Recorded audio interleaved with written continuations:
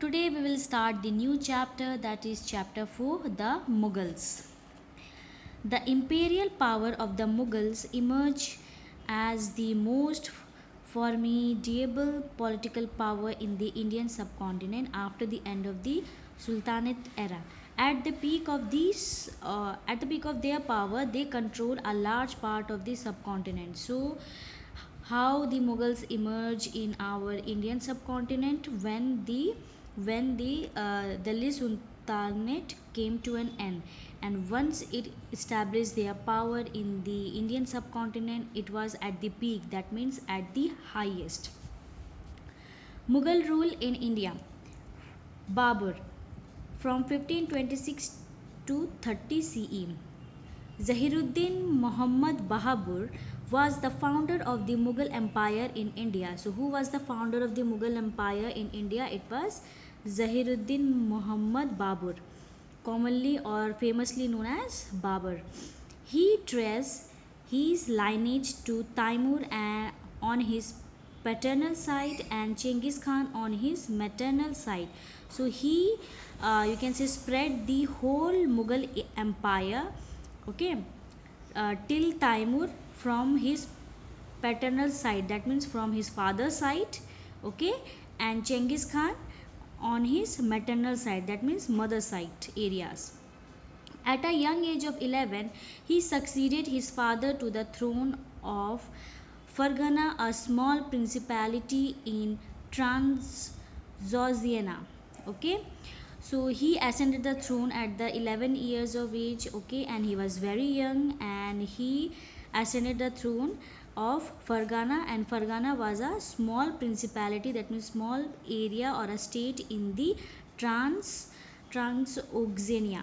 Okay, as the ruler of the Fargana, Babur was forced to defend his kingdom against foreign invasion. So he was the ruler of the Fargana. So it was the duty of the Babur to protect his kingdom from the foreign invasion. That means enemies. He captured Kabul in 1504 CE. So in the year 1504 CE, he captured Kabul.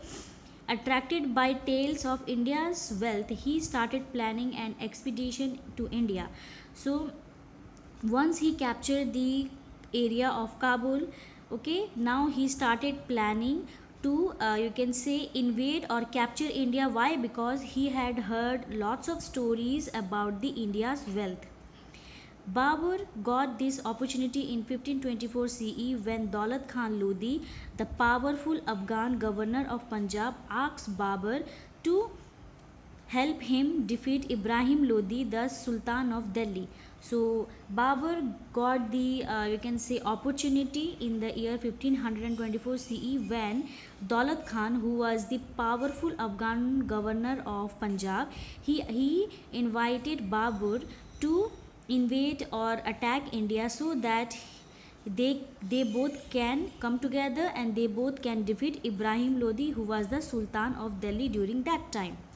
Babur readily agreed and defeated Ibrahim Lodi in the first battle of Panipat, fought on 20th April 1526. So finally Babur was able to defeat the Ibrahim Lodi from the Indian subcontinent in the first battle of Panipat, and it was fought on 20th April 1526 CE. This victory made Babur the master of central India and led to the founding of the Mughal Empire in the Indian subcontinent. So by the defeat of Ibrahim Lodi, Babur was the master of the central India, and now he lead, or you can say, started the foundation of Mughal Empire in the Indian subcontinent. In order to further consolidate his empire, Babur defeated Rana Sanga, the ruler of Mewar, in the Battle of Khanwa in 1527 CE, which helped him establish his control over northern India.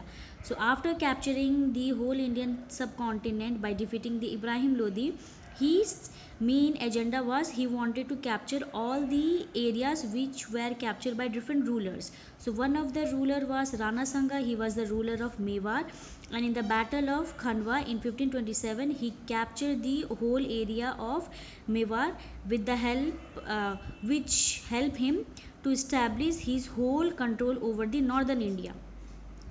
His conquest of the forts of Gwalior, Mewat, and Dholpur further strengthened his position. So, after defeating Rana Sanga, he captured forts of Gwalior, Mewat, okay, uh, Mewat and Dholpur, due to which his position was more stronger.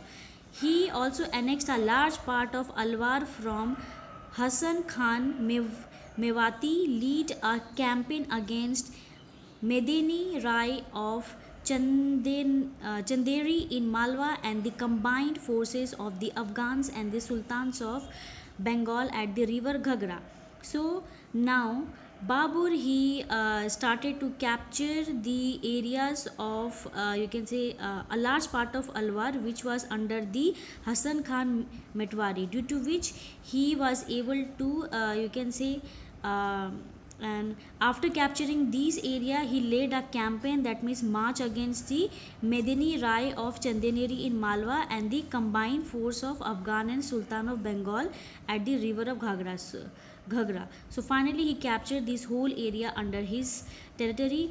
Babur thus strengthened his empire within a period of 4 years. So just in the duration of 4 years he almost captured the whole northern part of India. Babur died in 1530 CE. So Babur died in the year 1530 CE. Babur's personality was a great combination of brilliant military general and enlightenment emperor, a hard taskmaker, a stern disciplinarian, and a man of letters. So till now the personality of the Babur was very good. It was his reputation was very high in the eyes of the people. He was not just a great ruler but also a brilliant military general who had made an powerful you can say army, okay, and he was a hard task maker. That means he used to work so hard so that his empire will be protected from the enemies, okay, and he was a stern disciplinarian. That means he was a very disciplined man. All the things should be done in a systematic way, okay, and a man of letters. That means whatever we'll say or you can say praise about the Babur, it is less. So he was a brilliant military person as well as the military general as well as the brilliant ruler.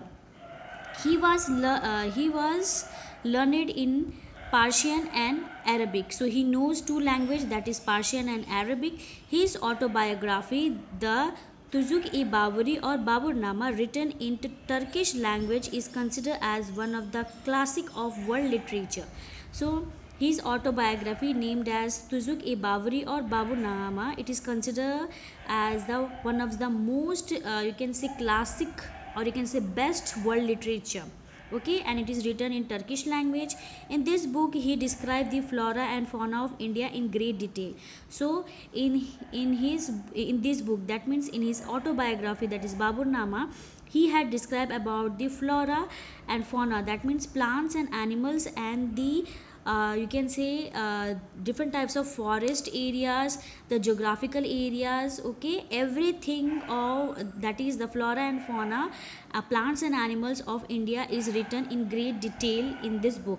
He is also credited with having made the gunpowder popular. So he was the first emperor who had made popular the gunpowder. That means this is a powder which is used in gun, okay, so he was the person who had made it popular in the Indian subcontinent.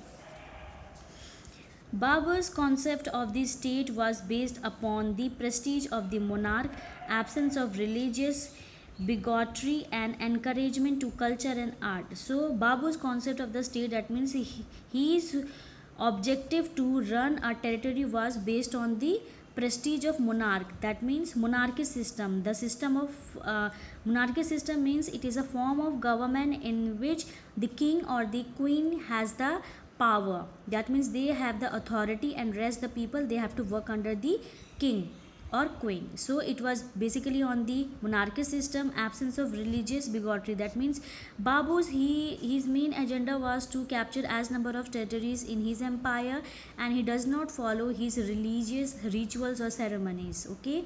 and encouragement to culture and art. So he, though he was not a religious person, but he used to encourage the culture and art during his period. That means painting, okay, learning the language such as Turkish, okay, Arabic, and so on. This is a picture Babur and his troop during the first battle of Panipat. So this is a scene which is being painted in this picture, and this scene is from the first battle of Panipat, where Babur along with Daulat Khan, he defeated Ibrahim Lodi and finally laid the foundation of Mughal Empire in India.